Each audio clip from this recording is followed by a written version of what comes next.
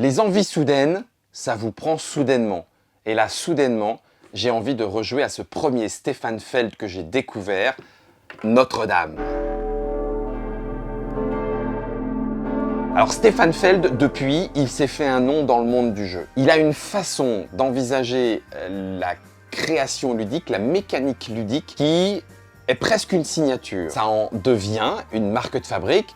On joue à un Feld. Celui qui m'a marqué, c'est Notre-Dame. Parce que le plaisir du draft, de savoir ce qui va se passer, puisqu'on va jouer plusieurs tours avec les cartes, ça me donne un sentiment agréable de maîtrise et en même temps de devoir être opportuniste, de devoir m'adapter à ce qui se passe. Autre contrainte que j'aime beaucoup dans Notre-Dame, plus je joue une action et plus elle est forte. Mais si je ne fais que ça, je me coupe de tout le reste. Et en fonction de ce qui se passe sur le plateau, puisque c'est un plateau partagé, et en fonction de ce que font les autres joueurs, donc des cartes qu'ils me prennent et que je ne verrai pas tout de suite, eh ben je vais devoir là aussi m'adapter. Et enfin, dernier élément que j'aime beaucoup, je joue aussi contre le jeu. Dans Notre-Dame, gérer la peste, ça reste pour moi le bon niveau de gérer, de jouer contre le jeu. Si je n'y fais pas attention, la peste va me gêner. Donc je dois jouer en prenant en compte une contrainte. Elle est forte, elle peut même faire très mal, mais elle ne l'est pas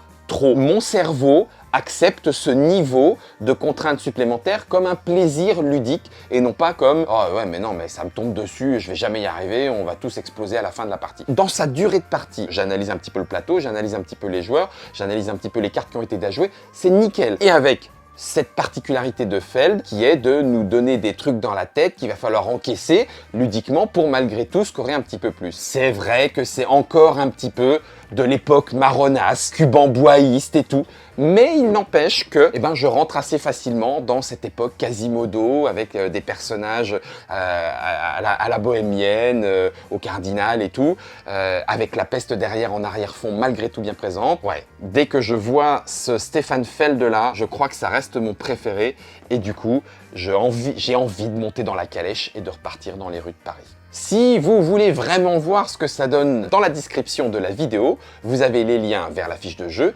vers les autres vidéos de partie, vers des fiches avec des photos. Vous allez pouvoir vous rendre compte de ce qu'il y a vraiment dedans. Et si vous croisez une boîte de Notre-Dame, moi je vous le dirais, mais c'est clairement personnel, ne la laissez pas filer. Comme les autres vidéos d'une envie soudaine d'ailleurs.